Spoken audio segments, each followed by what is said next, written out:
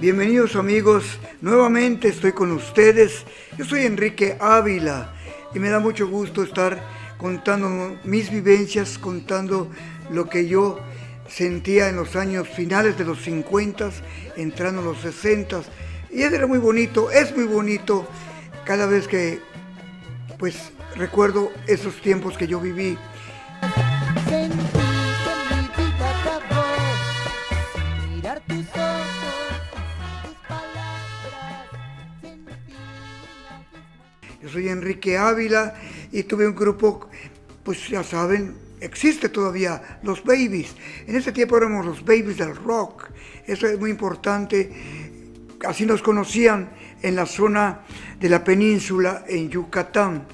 Los Babies del rock. Nos identificamos más que nada en esa época por el sonido que transmitía mi hermano Carlos en su guitarra. Éramos en ese tiempo, como éramos chamacos, éramos todavía muy jóvenes, preferíamos tocar las canciones instrumentales, que es muy importante, los temas instrumentales.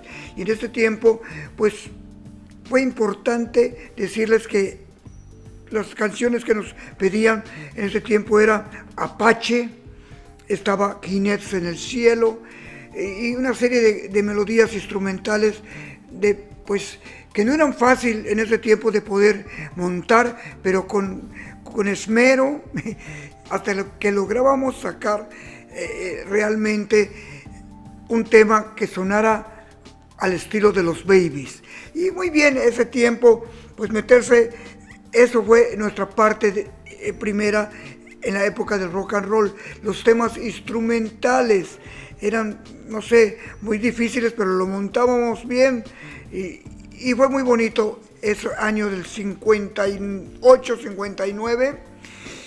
Ese tiempo es que era maravilloso poder escuchar a los que eran los originales. Y Little Richard era un pianista increíble. Fue el original de La Plaga y el original del... Bueno, Little Richard era maravilloso en su estilo y todo. Aquí en México lo conocían como el pequeño Ricardito, Little Richard. Después había otro personaje gigante que fue el primero. Es que todos dicen, yo fui el primero. No, que yo fui el primero. Pero las fechas exactas de la discografía, eso no se equivoca uno. En los discos...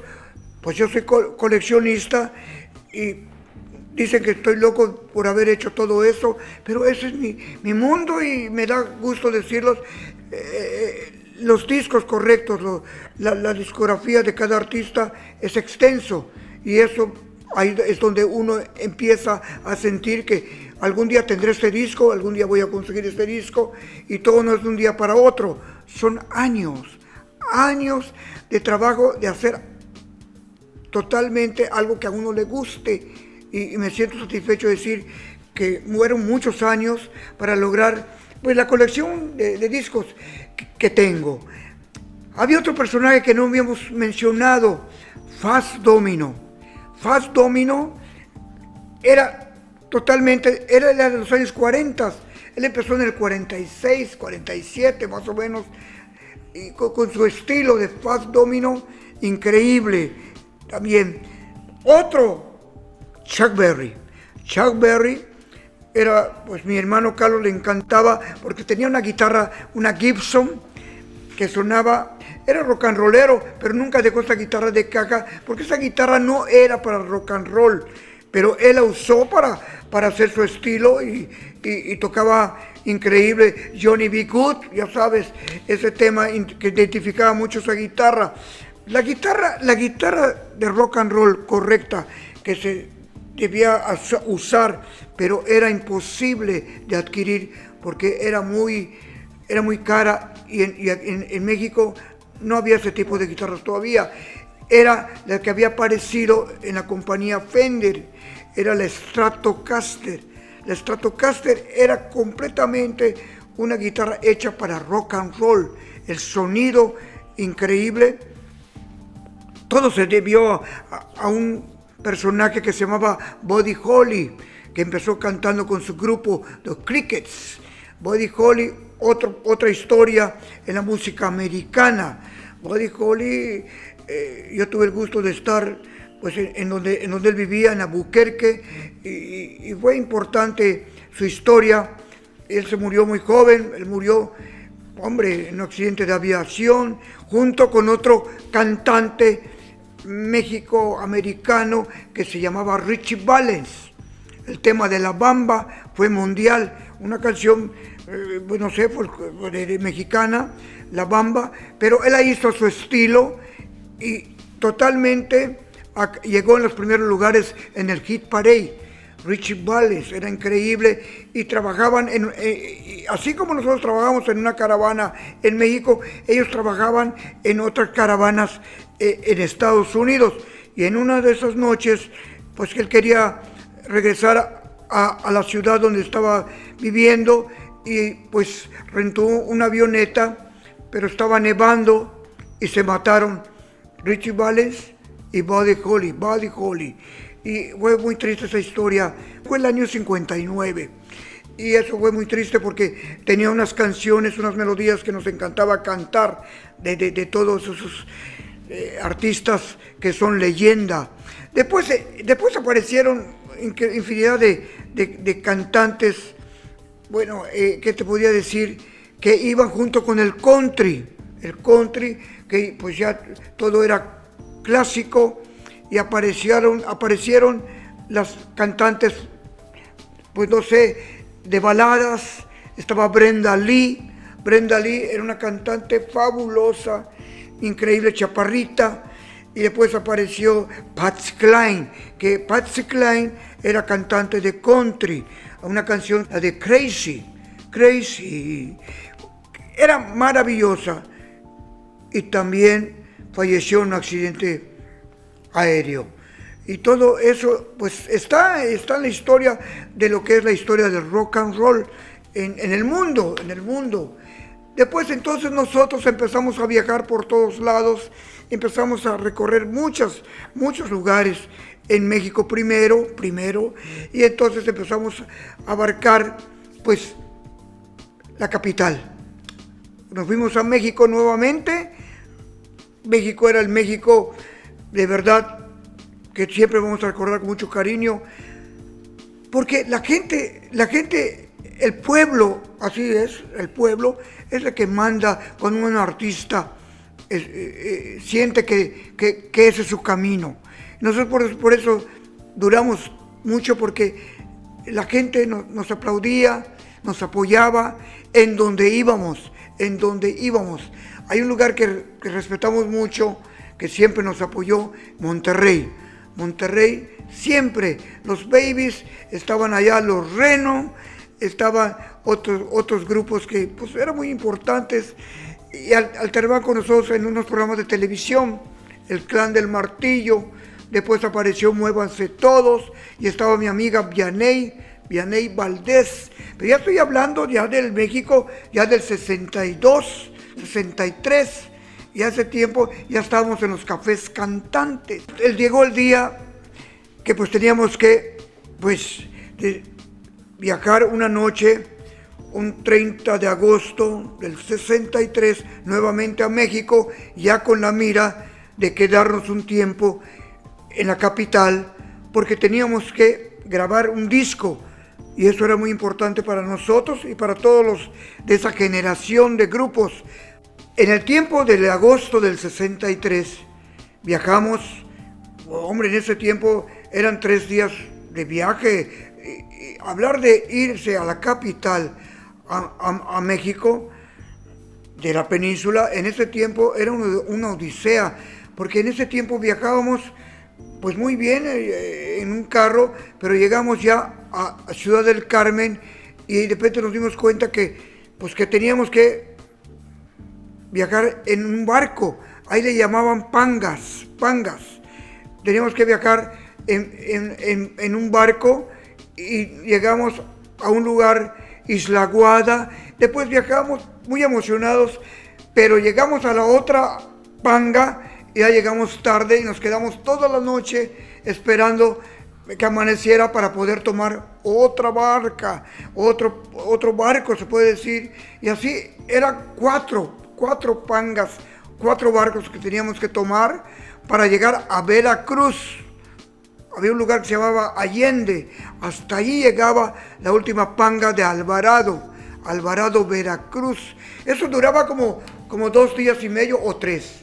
Así, a vuelta de rueda, íbamos en una camionetita y todo. Y de verdad, llegar a México era como 5 días para nosotros. Y fíjate que yo ahora estoy analizando cuando platico con mis compañeros de esa generación de grupos de esa época, lo mismo les pasaba. Yo platicaba mucho con los Abson. Los Abson eran un grupo tremendo, maravilloso, que alternamos con ellos, que estaban en la compañía Peerless, la misma compañía de nosotros, fíjate. Y nos platicaban yo le platicaba similar y ellos me decían lo mismo. Venían desde Agua Prieta, Sonora, y también duraban 4 días para llegar a México. Y otro grupo, todos los grupos, fíjate, así es lo que hacía realmente en ese tiempo, querer ser conocidos tocando música de rock and roll. El rock and roll, todos eran rock and rolleros y todos querían venir a México a grabar un disco. Esto es importante lo que les voy a contar. Todos venían de diferentes lugares, inclusive, y los que no eran de México venían desde Chile, venían de Argentina y venían de muchos lugares, y su base y su sueño era la capital, era México, el México que conocimos. ¡Wow!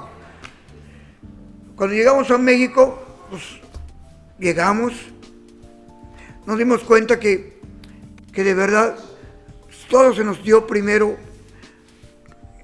pensando dónde íbamos a tener que vivir o cómo llegar a donde queríamos estar ya seguros.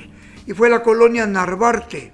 La colonia Narvarte donde llegamos, ya les platiqué, fue en los departamentos Glorieta, unos departamentos bien pues modernos y todo. Ahí estaba la Sonora Matancera, ahí estaba Celia Cruz, inolvidable. Celia Cruz, convivimos con ella, Celio González, los hermanos Rigual, y todo era una cosa en un solo edificio.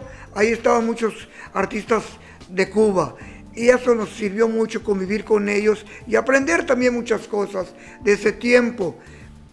Pero teníamos que hacer de perdida, empezar con un programa de televisión en ese tiempo.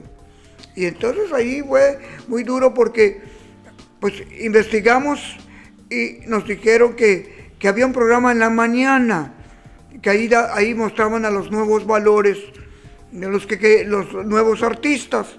Y fuimos a preguntar todo cómo iba a ser y nos dijeron que teníamos que estar a las 6 de la mañana en Televicentro, en Avenida Chapultepec.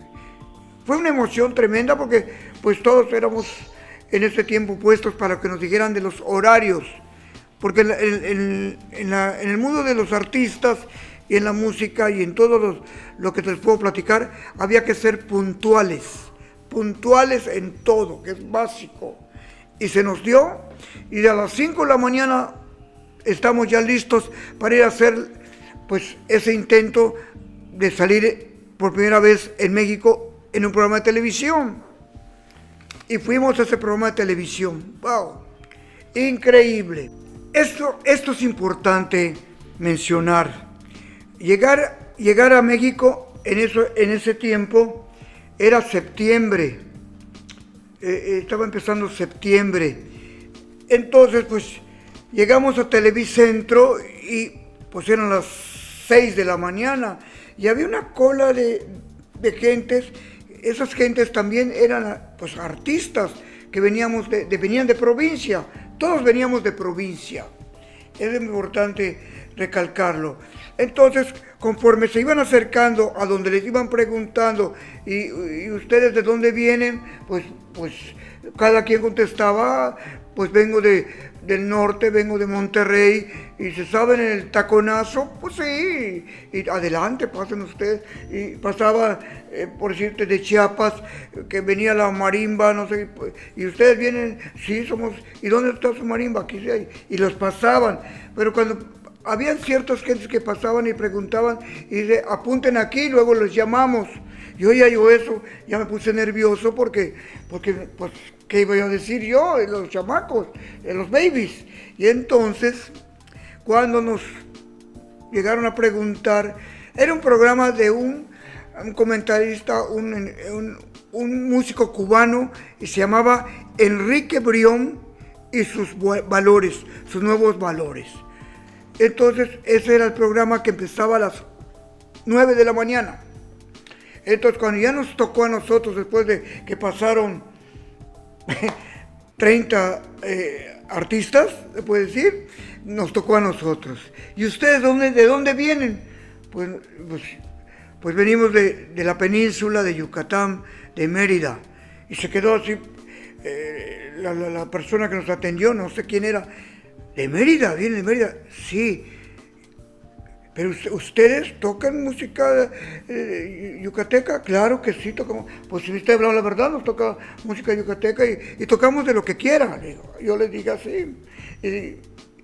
Ok. ¿Se saben las canciones tradicionales? Sí, señor, sí, como no. Entonces yo digo, obré de buena fe. Mi hermano Carlos, Armando, Emilio y yo, ahí estábamos allí los tres. Ellos ya estaban preparados en el otro lado para poder estar donde estaba el estudio A, donde era un escenario grande. Y ahí fue donde pues se estaba haciendo ese programa. Y nos dijeron, pasen adelante. Y pasamos, ya contentos y todo, entramos a la cafetería de Televicentro y ahí desayunamos y todo, y ya nos fuimos allá a ese estudio, era el estudio B. Y entonces, pues esperando que nos llamaran, y oíamos que todos tocaban, pero yo me fui dando cuenta que estaban tocando canciones regionales. Entonces, pues, sí, la marimba, después cantaban música de Veracruz, y cuando de repente viene este señor, dice, y vienen de Yucatán, unos muchachitos que quieren exponer su música y esperamos que lo acepten y todo, vamos a ver qué tal tocan. Pues nosotros no obramos de mala fe, nos entramos y entramos con, hubo una vez un muchacho así, era un rebelde hecho, y pues hicimos lo que estamos haciendo y la gente se prendió y nos aplaudieron cuando terminamos, y de repente cuando me dijeron, ven para acá, me dijeron, ustedes no debieron haber tocado rock and roll, esto es un programa regional, hagan el favor de salirse. Y entonces lo oyó mi hermano Emilio, y mi hermano Emilio se sintió y empezó a lagrimar, y pues salimos al pasillo y ya estamos saliendo a la puerta de Chapultepec, ya eran las 9:30, las 10 de la mañana, y venía discutiendo Emilio, es que debimos haber tocado alguna canción de yucateca, y no sé qué, porque sí sabíamos las canciones, pero no nos quedaba, porque queríamos tocar lo que sentíamos, era nuestra música que teníamos en la mente, y nos salimos de la puerta, y Emilio estaba llorando, discutiendo con mi hermano Carlos, y había un señor que se estaba boleando los zapatos. Allá había un bolero y estaba con una sombrilla y había un señor sentado boleándose los zapatos y oyó la discusión familiar de nosotros de qué había pasado. Y Emilio lagrimando y todo, y entonces discutiendo, y cuando este señor lo llama y le dice, porque oyó su nombre, ven acá, le dice, ¿y cómo te llamas? Emilio. ¿Y qué pasó contigo? ¿Y usted quién es? Yo me llamo Emilio también. Era don Emilio Azcárraga Vidaurreta. Un señor que no conocíamos ni sabíamos quién era. No lo sabíamos. Pero él se portó muy amable con nosotros porque le llamó la atención la discusión que estamos teniendo de que tocamos rock and roll y debimos haber tocado otra cosa. Así era el asunto en esa época del tiempo del 63, no me acuerdo bien, 63, 62. Y entonces ya en ese tiempo, en Televicentro, era tocar en la música folclórica y fue nuestro delito. Y entonces él empezó a hablar con Emilio, le digo, no te preocupes, pero ya nos sacaron, ya no podemos entrar. Y en ese momento aparece otra persona caminando y don Emilio lo llama y le dice claramente, ya le digo, ya tengo, estos son la solución del programa que estás tratando de hacer en el Canal 5. Era don Guillermo González Camarena. Ese señor tuvo que ver mucho en la vida de nosotros en el Canal 5, porque hizo los primeros programas experimentales de color. Ellos son, ¿y cómo se llaman? Los babies. Y él nos dice, síganme, no quieren que entremos, dice Emilio nuevamente. Y se rieron y ya entramos y nos llevaron al Canal 5 y ahí empezó él a escucharnos y todo, y empezó a planear el programa que ya tenía. Los primeros colores, programas a colores eran increíbles, era un color, wow, increíble. Y él fue los que nos apoyó, y el programa se vino llamando La Hola Baby. Así se llamaba el asunto. Y en ese programa llegaban puros muchachos de la edad de nosotros, de esa época. Ahí estaba Olga Briskin con su papá, tocando el violín. Ahí estaba la increíble Janet Arceo. Y muchos, hasta el Pirruris, yo me acuerdo, el cómico de ahora y todo, cantaba muy bonito, joven. Cantaba como Joselito, Pirruris, y muchos muchachos de esta generación. Y ahí empezó la primera etapa que duró 3 años de este programa, La Hola Baby, en la televisión a colores. Y estos programas, decíamos nosotros, bueno, a colores, ¿y dónde se van a ver los programas?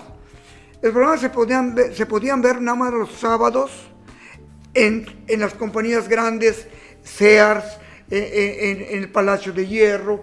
Estaban unas televisiones afuera proyectando el programa de La Hola Baby a colores. Pero era un color diferente, era un color Technicolor, diferente a lo que es el color normal. Y todo fue un suceso para nosotros, porque ya empezamos, ya nos llamaron del Canal 4, ya nos llamaron pero nuestro plan era estar en el Canal 2. Ahora leen en el Canal Las Estrellas, pero ese tiempo era el Canal 2. Era el canal donde queríamos estar, porque ahí estaban los programas que queríamos hacer, que eran donde debíamos, y lo hicimos. Estrellas Palmolive, hicimos Max Factor, hicimos La Hora de Paco Malgesto, que Paco Malgesto era el número 1 y sigue siendo recordado porque fue excelente animador Paco Malgesto. Esa es una parte que después le voy a contar más de la televisión en México, pero ahí fue entonces donde arrancamos en la televisión. Pero lo que seguía pues era buscar una compañía de discos. Me da mucho gusto que me hayan estado escuchando en esta hora, y hay muchas anécdotas que voy a seguir platicándoles, y de verdad espero que la estén pasando bien. Acuérdense que yo lo viví, no me lo contaron. Estamos siempre con ustedes, el próximo capítulo.